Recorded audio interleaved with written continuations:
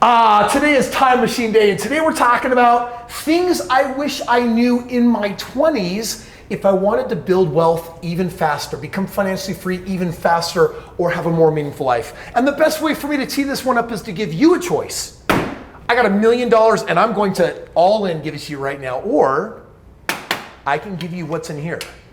Which do you want? One shot, now the future is yours. Go! I'm turning dreams into reality. Yeah, it's one shot, now the future is yours. Go! What on earth could be in here? Oh, look at that. A penny. Now, you have a choice. You can either take the $1 million, or we can double this penny every day for 30 days. And whatever amount of money that is, you can keep it. Which would you take? The $1 million or the penny doubled every day for a month? Well, let's see what happens to this penny doubled every single day. You could take the $1 million, but if you doubled the penny every day for a month, it would turn into $5.368 million. In other words, it would become 5 times more valuable than what you could otherwise have today. And what we're really talking about is the value of your time. And what better time to do that than talking about you in your 20s? Because turns out that this is your number one resource. If you don't use it wisely, it's gonna run out. If you use it intelligently, there is no telling how far in life you can make it. It's time. What? The keeper's time. Run! Run! So check it out. This video is going to be kind of cool today because I've got young Bryce joining me, a 23-year-old, definitely in his 20s. And how I met Bryce was kind of interesting. A couple months ago, I'm literally stepping into studio and somehow he stalked me. He knew I was going to be here and he stopped me right before going in the door. And what did you say? I asked you to mentor me. I told you kind of my life situation. I was grateful, but I wasn't super fulfilled, and I wanted to up my game and take better steps to really make the most of my life. And I asked you to mentor me, actually.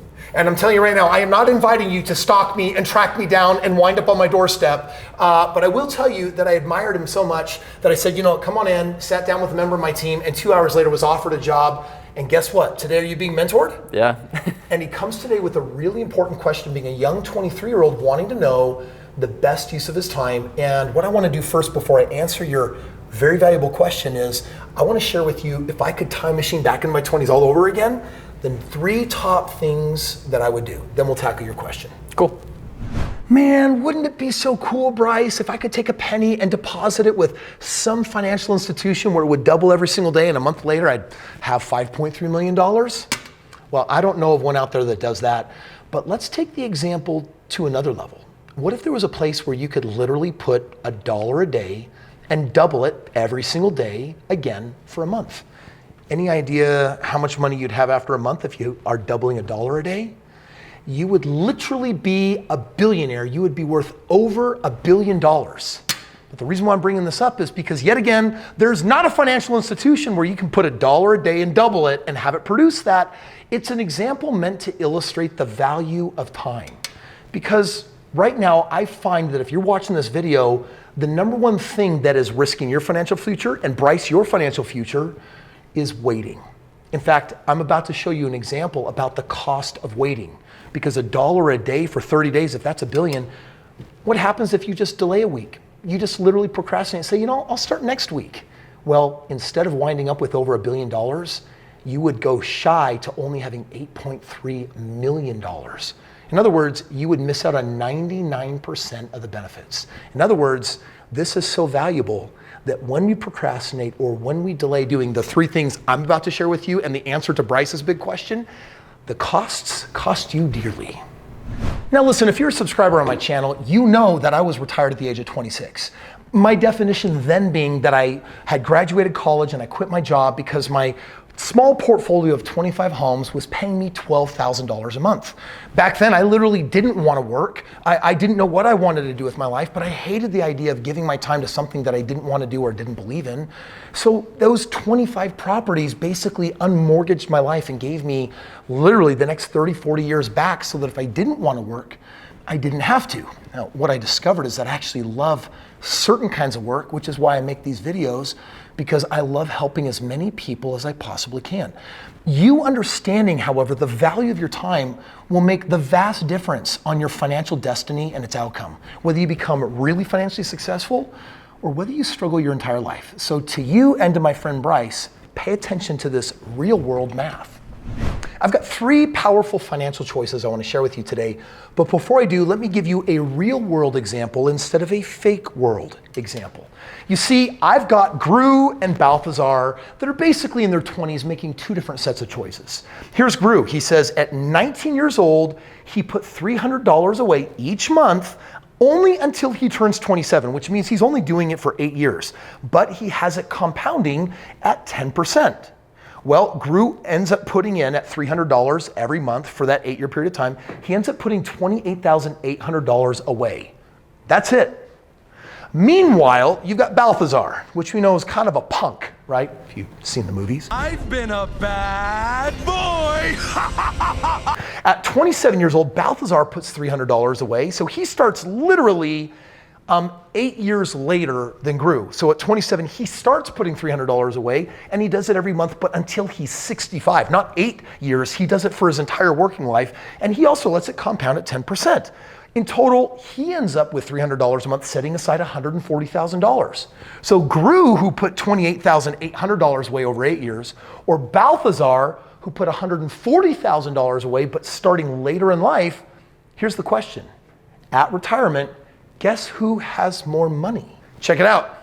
You guessed it, Gru has $1.8 million compared to Balthazar's $1.5 million. What it's illustrating is that the earlier you start, the better. There is literally a cost to your time. And most of us live in a world where we are gun shy, we're risk averse, and we're waiting. We're waiting to have enough knowledge, we're waiting to meet the right person, we're waiting, and these are called excuses. And all of this waiting, we're like, that's okay, I can start later. Trust me, it has a massive cost on your future. All right, pay attention. These are the 3 things that you should consider doing in your 20s. Number 1, you've got to save money. Money saved now is worth more than money saved in the future. Make an aggressive savings plan to take advantage of compound interest instead of playing catch up when you're older. Literally, the number 1 financial sin that I see people doing is they're waiting, and it's because we don't have financial education. At your age, watch and learn. I'm here pretending to teach, and you've been here pretending to learn. And start taking action that small moves can have massive impact down the road, but only if you're saving, which means if you're like the majority of Americans living paycheck to paycheck, right? Parkinson's law basically says we spend plus or minus 10% of the money we make. We're doing it wrong. We're spending that money on a lifestyle. We're trying to keep up with the Joneses, or are there things that we want to have when the reality is you have to ask. The little bit of money you have today can give you as much lifestyle as it can afford, but what you're really passing up is a brilliant, bright future that requires some delay of gratification, and it starts with the first of 3 things. You can't invest, what you might surmise comes next. You can't make financial choices that give you more options unless you do the first step. You gotta have something to start with. You gotta save, even if it's a little bit of money. When I had no money except for a whole bunch of debt and I was a college kid, I had a mentor that said, Kris, you gotta save enough money to buy an investment property. You'll probably qualify as a primary residence so you can move into the home, you can reduce your expenses. And he says, you don't need a whole lot of money for that, like a 3% down payment. So back then, in this area, poor part of town, he guessed that I probably needed at least $5,000. It took me 14 grueling months of aggressive savings to have $5,000 in the bank. But you know what? It led to a portfolio 4 years later that produced a 6-figure residual income. It led to thousands of homes later, a lot of thriving businesses. Those first 5 years, I didn't buy anything nice. I did not live above my means. In fact, I lived far below my means. My wife and I had this KPPPM principle, Cleanse Parents Penny Pinching Month. They were our best examples of penny pinchers. Penny pinching, penny pinching. And we had a $20 a month budget for fun. That was it. Everything else went into savings. And looking back now, I'm really glad we did. Are you paying attention? Bryce, you still paying attention over there? Check it out. This led to the second possibility, something I believe that young people should do if you've been saving money, is you should get a little bit and explore the game of house hacking. What I mean by that is, if you buy an investment property, you're supposed to put 20% down. Like, think about what 20% down is. It's like, here's a big pile of money. I need $50,000 as a down payment on a property. Do you know how long it takes a young person who's broke to save $50,000? It's not realistic. But a 3% down payment, that's more manageable. That house that I bought it as a primary residence, but I bought it also as an investment property. I rented out the basement, and the income from the basement paid the entire mortgage. My wife and I basically hacked ourselves into an investment property. We did have to save up for 14 months to get that $5,000 set aside, but after we bought the house, guess what? Our biggest expense, your biggest expense in life will likely be a mortgage on a house. My mortgage went Betty bye because I had a basement that basically paid all that money, and a year later, my wife and I, who had been saving money and getting out of debt because we were living for free, guess what we did? We went and had a little conversation with the bank. And the bank said, you know what? That house, you got a good deal on it. It's also gone up in value. We'll give you for free a home equity line of credit. It's like a credit card that's tied to some of that equity in your home, and we use that to buy a second home. That second home paid us $600 a month. What was really cool about that is the first house bought the second house. We only needed enough money to get into that first home. Now we were living for free, getting paid $600 a month, and that led to home 3, 4, 5, 6, 7, 8, 9, 10. And the story goes on and on and on. House hacking is a really smart thing to do when you're young, and here's why.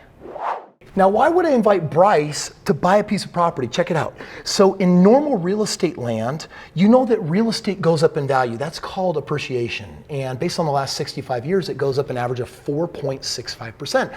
Obviously, the last couple of years, it's gone up kind of crazy, but that's the 65-year average. So normally the bank says you have to put 20% down. So I've got 250 grand right here. Here's piles of 50,000, 50,000, 50,000, 50,000, 50,000. If I bring 50 grand to the table, the bank will let me control $200,000 of their money. So when the house earns me, we'll just round up and call it 5%. I'm not earning 5% on the money I put down.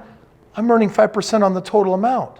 So if I only put up a fifth of it, 5 plus 5 plus 5 plus 5 plus 5 is 25%. I am now, in theory, just on this one benefit alone, earning 25% a year on my money. That's before we start looking at the tax benefits, the positive cash flow.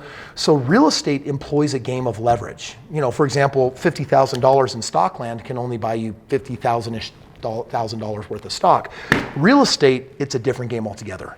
What I'm advising Bryce to consider doing, and maybe you on a house hack, is you don't need 20% down. You don't need 50 grand. You might need a very small amount of money. This amount might end up controlling the other 97%.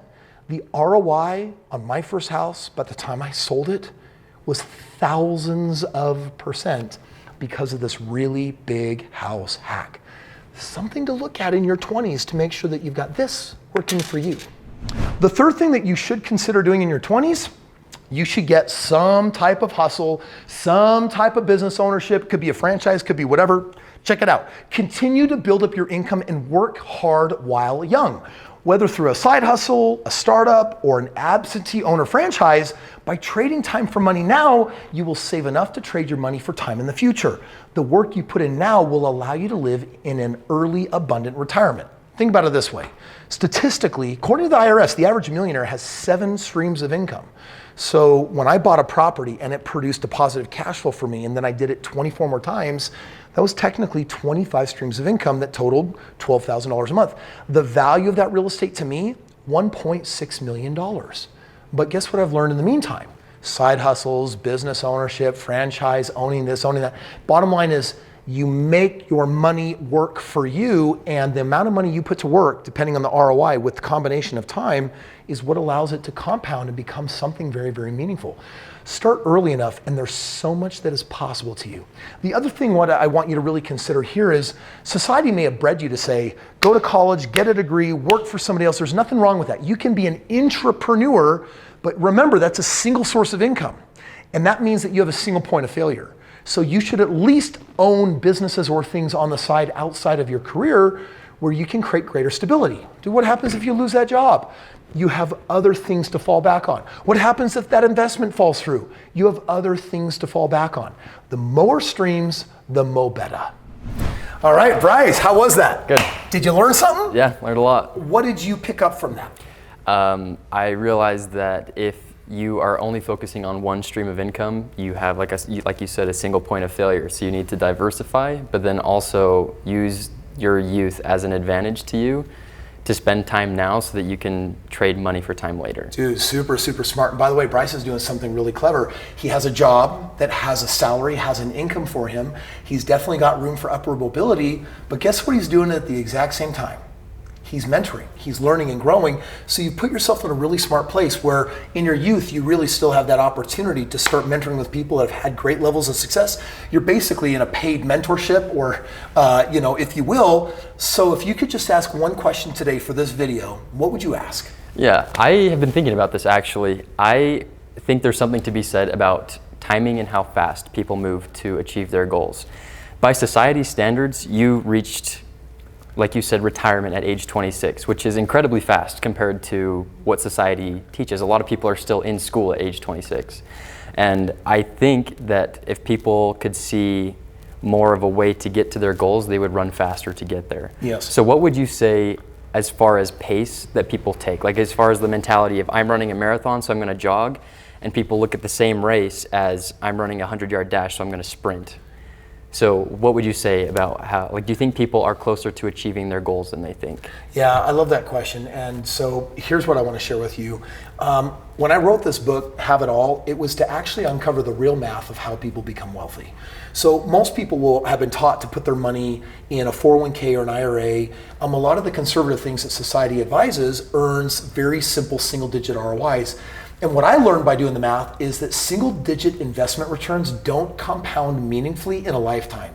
They compound meaningfully over hundreds of years, but I'm only working 40 years, and at 65, I'm hoping that my pennies that multiplied actually turn into something meaningful, which means that financial success and the pacing of that you're talking about, for me, is more a function of ROI. Now, there's a problem with that because people assume that a higher ROI is more risky. While that can be true, that's not necessarily true, which means that at your age, I think one of the most important things that you can do, and Bryce, you can do, is you have to become a master of understanding the impact of different ROIs over different investments. This book, for example, that I wrote is a free gift for you today, and it's also a free gift for you as well. Like there's a link below, and in it, I share with you 5 different investment classes that I think everyone should be diversified in. One of them is a powerful single-digit ROI.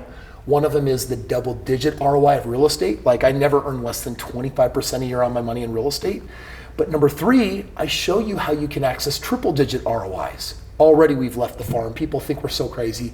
But there's quadruple-digit ROIs to business owners, even if you're not running it, if you're not the operator of it. And then even beyond that, there's a 5th category, which is how do you make money with OPM, other people's money, where you're getting an infinite return. So this book will share several examples of different investments. And so Bryce, the best advice that I can give you is not to get excited about the technique or type of investment, but rather start studying and get committed to the type of ROIs that you need to diversify if you intend to go faster in life. And by the way, if you want to have a lot of success in a shorter time frame, this book is a read for you. It is on the absolute must-read list. Click the link, cover the shipping and handling, and then I will send the book out to you. Read it or go online, find the audio version of it, and let this book help your mind figure out the real financial philosophy, which answers the question, why is it that so many wealthy people ended up creating it in a matter of 5 years or less when the rest of society wants to say poo-poo, that's get rich quick, that's really risky, when the reality is they just set standards that would not settle for something so safe and so conservative that mathematically they were actually guaranteed to fail. Click the link, get the book. If the average millionaire has 7 streams of income, then how could you by age 25 develop 5 of them very meaningfully? Watch this video right here. Let me show you how. For 30 days, what would you rather have? This or that? Different introduction, you ready? Okay, you're gonna do a follow me in, but just gonna start right past Bryce so you don't catch Bryce's legs, okay?